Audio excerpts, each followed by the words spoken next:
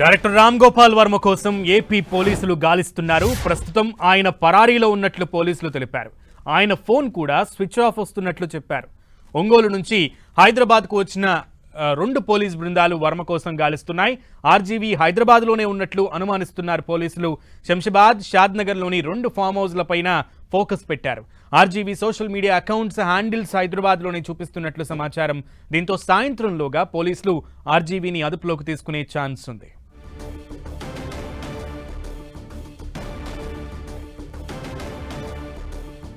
Right, ఆర్జీవీని Ram Gopal Varma కోసం AP పోలీసుల గాలింపు అయితే కొనసాగుతుంది. 2 బృందాలుగా ఒంగోలు నుంచి పోలీసులు వచ్చారు. RGV social media networking handles హైదరాబాద్లోనే ఉన్నట్లుగా చూపిస్తుండటంతో ప్రత్యేకంగా శంషాబాద్, షాద్నగర్లో 2 ఫామ్ హౌస్లు ఏవైతే ఆర్జీవీకి ఉన్నాయో అక్కడ ఉండే అవకాశం ఉంది అన్న విధంగా పోలీసులు చర్చిస్తున్నారు. అలాగే గాలింపు చర్యలు చేపడుతున్నారు. రైట్, పోలీసుల గాలింపు చర్యలు అయితే కొనసాగుతున్నాయి. అప్డేట్స్ ని మా ప్రతినిధి సునీల్ అందిస్తారు. సునీల్.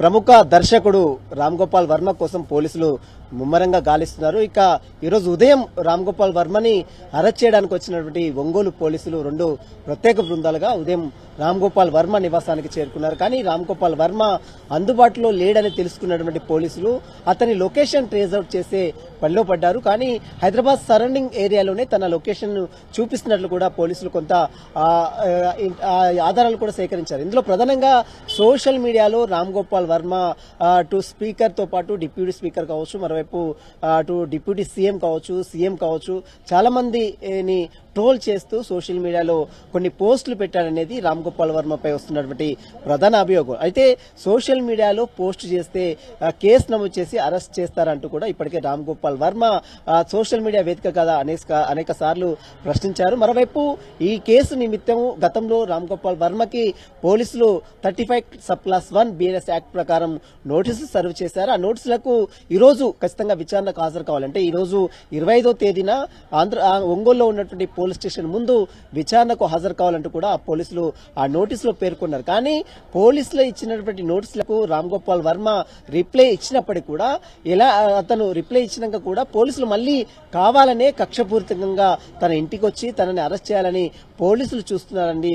ఇప్పటికే తన అనుచరులు కూడా మాట్లాడిన తీరు కూడా చూసాం. ఈ రోజు తన న్యాయవాది లీగల్ టీం కూడా అందుకు అనుగుణంగా ఫైట్ చేస్తాము. ఖచ్చితంగా 2 వారాల సమయం ఇంకా కావాలి. అతను బిజీ షెడ్యూల్ ముందస్తుగా ఏర్పాటు చేసుకున్నటువంటి కొన్ని బిజీ షెడ్యూల్ వల్ల తాను ఈరోజు అందుబాటులోకి రాలేకపోతున్నారు. ఖచ్చితంగా ఒకవేళ ఖచ్చితంగా విచారణకు హాజరు కావాలనుకుంటే వర్చువల్ గా ఖచ్చితంగా హాజరవుతారు. అందుకు అనుమతి ఇవ్వండి అని అటు లీగల్ టీం అటు పోలీసులను కోరినప్పుడు కూడా లీగల్ టీం కోరినటువంటి అనుమతికి పోలీసులు మాత్రం నిరాకరించారు. ఎక్కడ కూడా వర్చువల్ గా తాము అనుమతించేది లేదు, ఖచ్చితంగా ఈ రోజు అటెండ్ కావాల్సిందే అంటూ కూడా పోలీసుల వైపు చెప్తున్నటువంటి పరిస్థితి. కానీ రామ్ గోపాల్ వర్మ కానీ ఇప్పటివరకైతే అందుబాటులో రాలేదు. అతను ఎక్కడున్నాడో ఇప్పటివరకైతే పోలీసులకు ఎలాంటి సమాచారం కూడా లేదు.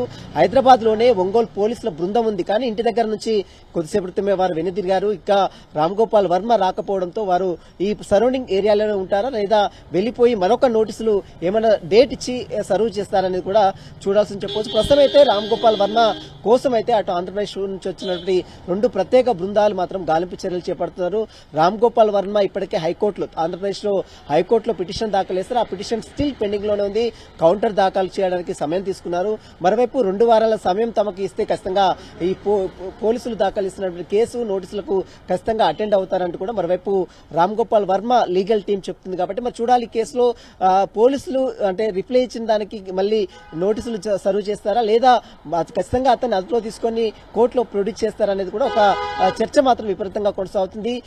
గతంలో అతను అనేక సార్లు అటు ఆంధ్రప్రదేశ్ ప్రస్తుత ముఖ్యమంత్రిగా ఉన్నటువంటి నారా చంద్రబాబు నాయుడు కావచ్చు, అదేవిధంగా జనసేన అధ్యక్షుడుగా ఉన్నట్టు పవన్ కళ్యాణ్ మీద కూడా అనేక సార్లు సోషల్ మీడియా వేదిక ద్వారా అనేక సార్లు ట్రోల్ చేశారు, అనేక పోస్టులు కూడా పెట్టారు. కానీ ఇప్పుడు అధికారంలో ఉన్న నేపథ్యంలో వారిపై ఖచ్చితంగా రామ్ గోపాల్ వర్మ పై చర్యలు తీసుకునేందుకు అటు ఆంధ్రప్రదేశ్ ప్రభుత్వం కూడా సిద్ధమైందని చెప్పవచ్చు. Sunil, let's see. Sunil, thank you.